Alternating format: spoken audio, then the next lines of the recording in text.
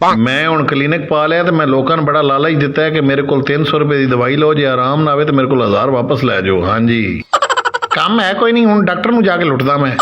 1000 ते कटाइए ना, चल गाह की नहीं है, आ जांदा है। डॉक्टर साहब मेरे मुंह ते जैके उडे ने, कोई जैका नहीं आ रहा। बेटा जी आ जांदा है जैका। ओए चेले नूं 22 नंबर बोतल च 3 घुट लवा।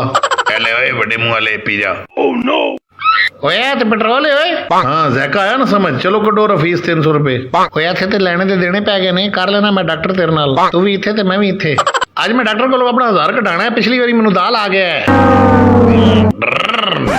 डॉक्टर साहब लोकां नूं इन्ना लुट रहे हो ते मेरी गरीब दी तनख्वाह बता दो। बह जा शोखिया।